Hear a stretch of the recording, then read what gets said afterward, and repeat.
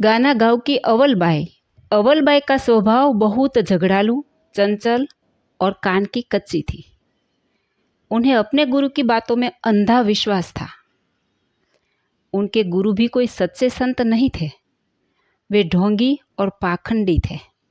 ऐसे ढोंगी गुरुओं की एक खास आदत होती है, वे अपने आसपास कुछ ऐसे भक्त खोज लेते हैं जो उनकी हर बातों को ब्रह्म वाक्य मान लेते हैं।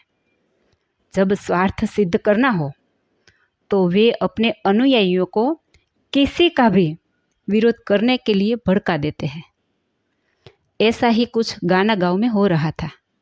गांव में श्रीहरि के सच्चे भक्तों की संख्या दिन ब दिन बढ़ती जा रही थी। यह देखकर अवलबाई के गुरु को चिंता हुई कि अगर ऐसा ही चलता रहा तो उसे गांव छोड़ना पड़ जाएगा। उन्होंने अवलबाई के झगड़ालू स्वभाव को पहचानते हुए उनके कान भरने शुरू कर दिए।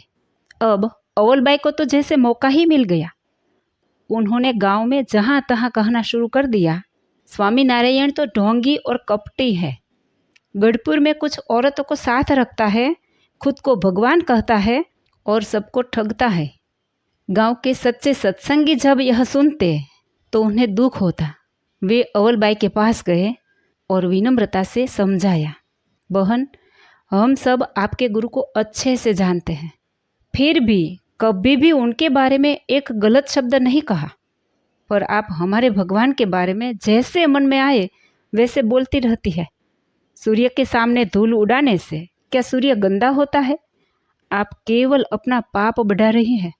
कभी एक बार हमारे भगवान स्वामी नारायण के दर्शन कर लीजिए, आपकी सारी भ्रांतियां दूर हो जाएगी। सत्संगियों की बात अवलबाई के मन में कहीं गहराई तक उतर गई। उसी समय गाना गांव से हरिभक्तों का एक संघ वड़ताल दर्शन के लिए गया और अवलबाई भी सभी के साथ वड़ताल पहुंची। श्रीजी महाराज के दर्शन करते ही मूर्ति उनके अंतर में उतर गई। उनके मन में उठते द्वेष और विरोध की लहरें शांत हो गई। हृदय में शांति का संचार हुआ और अब हर जगह उन्हें श्रीजी महाराज की मूर्ति ही दिखने लगी। ये अवस्था उन्हें उलझाने लगी। वे अपने गुरु के पास गई और अपनी व्यथा कही। उनके गुरु ने कहा, अब तो तुम्हें लोगों की बातों पर विश्वास हो गया होगा।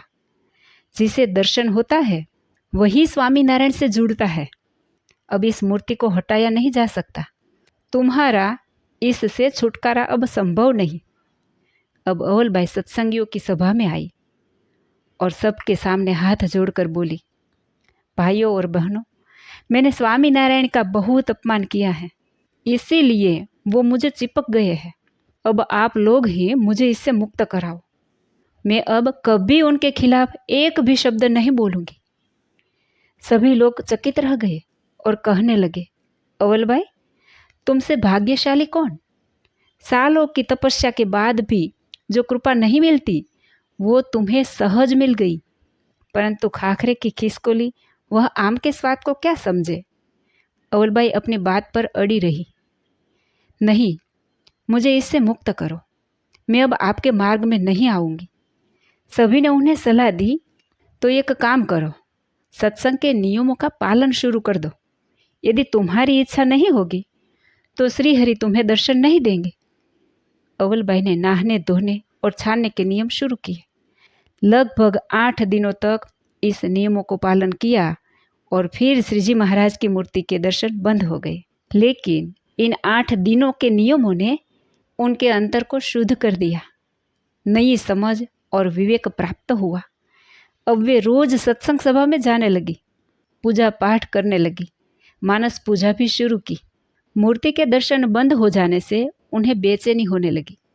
अब वे रोज आंसुओं से भरी आंखों से अपने अपराधों की क्षमा मांगते हुए ध्यान करती। और तब श्रीजी महाराज ने दिव्य स्वरूप में प्रकट होकर अवलबाई को दर्शन दिए और कहा, हम तुम्हें फिर से पहले की तरह तुम्हें हृदय में दर्शन देंगे, पर याद रखना, संतों का द्वेष मत करना, उसमें पुण्य नहीं पाप बढ़ता है।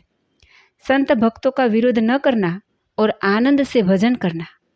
यह कहकर श्रीजी महाराज अंतर्ध्यान हो गए। इसके बाद अवलबाई आज्ञा का पालन करती रहीं और भक्ति करते करते अंत में भगवान के धाम चली गई। इस बात पर से हमें यह सीख मिलती है, सच्चे संत और भगवान का अपमान करने से आत्मा अंधकार में डूब जाती है। लेकिन यदि मन परिवर्तन हो और भगवान की शरण ली जाए तो उनके ऊपर करुणा सागर भगवान तुरंत कृपा करते हैं। जय श्री स्वामीनारायण।